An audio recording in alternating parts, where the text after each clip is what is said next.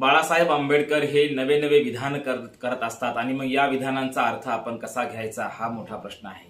आपण पाहतो की विधानसभेच्या आणि लोकसभेच्या निवडणुका जवळ येत आहेत, तसे तसे राजकीय पक्ष वेगवेगळे विधान करत आहेत आणि यामध्ये आपण पाहतोय की बाळासाहेब आंबेडकरांची विधाने हे आपण किती गांभीर्याने घ्यावीत हा आपल्या समोर पडलेला प्रश्न आहे। पाहूया त्या व्हिडिओच्या माध्यमातून बाळासाहेब आंबेडकर यांची विधाने आणि वास्तव परिस्थिती। नमस्कार, मी डॉक्टर नागराज मगरे, शब्दयोद्धा लाईव्ह मध्ये आपल्या सर्वांचं मनपूर्वक स्वागत। वंचित बहुजन आघाडीचे संस्थापक अध्यक्ष प्रकाश आंबेडकर यांच्या अनेक टीका आपण पाहिल्या आहेत किंवा त्यांची विधानं जी आहेत ती विधानं फार महत्त्वाची आपण मानत असतो।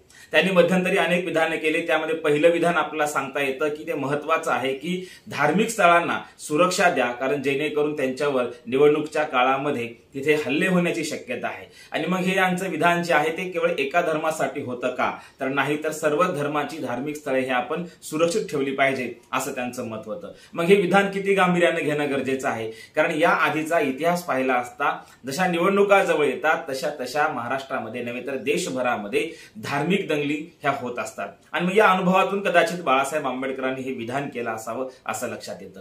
दुसरीकडे बाळासाहेब आंबेडकर असं म्हणतात की या विधानाच्या नंतर नारायण राणेंनी दिलेली प्रतिक्रिया फार महत्त्वाची होती। ते म्हणाले की बाळासाहेब आंबेडकर यांना अटक करा।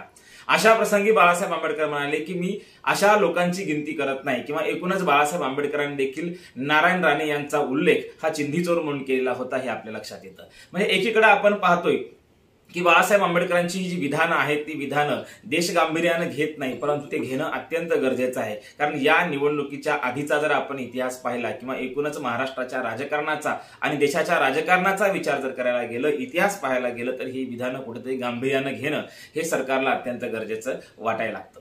दुसरीकडे आपण असं पाहतो की त्यांनी नुकतंच एक विधान केलं आहे की छगन भुजबळ यांनी जरांगे पाटलांच्या सभेला पैसे आले कुठून हा त्यांनी प्रश्न केलेला होता। जरांगे पाटील आणि छगन भुजबळ हे सध्या वादळ किंवा वाद सुरू आहे आणि मग या शीतयुद्धामध्ये बाळासाहेब आंबेडकरांनी उडी घेतली। छगन भुजबळ म्हणाले की एवढ्या मोठ्या लाखांच्या सभा होत आहेत, या सभेला पैसा येतो कुठून।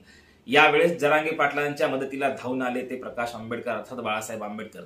ते म्हणाले की छगन भुजबळ हे मुंबईमध्ये भाजी विक्रेते होते, भाजी विक्रेत्याच्याकडे 6,000 कोटीची मालमत्ता येते कुठून। खरं तर ही या एकाच व्यक्तीची मालमत्ता नाही, तर या देशातल्या अनेक राजकारण्यांची मालमत्ता खरं तर आली कुठून हा प्रश्न खरंच या इथल्या राजकारण्यांना, इथल्या सर्वसामान्य कार्यकर्त्यांनी विचारला पाहिजे। आपण ज्यांचा झेंडा खांद्यावर घेतो त्या नेत्याची प्रॉपर्टी, त्या नेत्याची मालमत्ता किती आहे आणि किती होती याचा शोध सर्वसामान्य कार्यकर्त्यांनी, सर्वसामान्य जनतेने घेतला पाहिजे।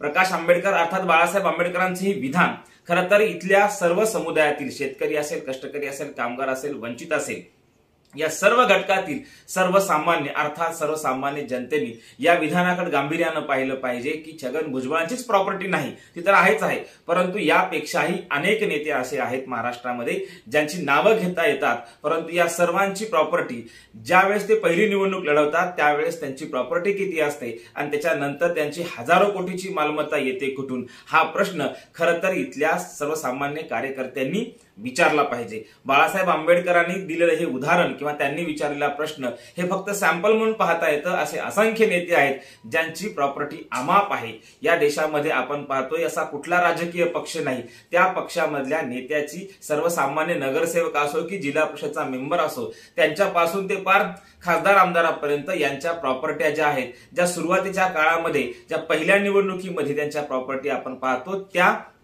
कमी असतात, नव्हे तर बोटावर मोजण्या इतके असतात आणि पुढे मात्र त्या अमाप होतात। हा प्रश्न केवळ छगन भुजबळांनाच नाही तर सर्वसामान्य जनतेने हाच प्रश्न इथल्या सर्व राजकीय पुढाऱ्यांना विचारला पाहिजे। आणि खरं तर यावेळी बाळासाहेब आंबेडकरांनी हे केलेलं विधान, त्यांचे असे अनेक विधान असतात, ते वास्तवाला धरून असतात आणि खरं तर प्रामाणिक राजकारण करणारे असतात आणि म्हणून हे विधान सर्वसामान्यांसाठी फार महत्त्वाचं आहे। छगन भुजबळच नाही तर इथल्या सर्वच राजकीय पुढाऱ्यांची प्रॉपर्टी खरं तर इथल्या सर्वसामान्य जनतेने विचारली पाहिजे। धन्यवाद।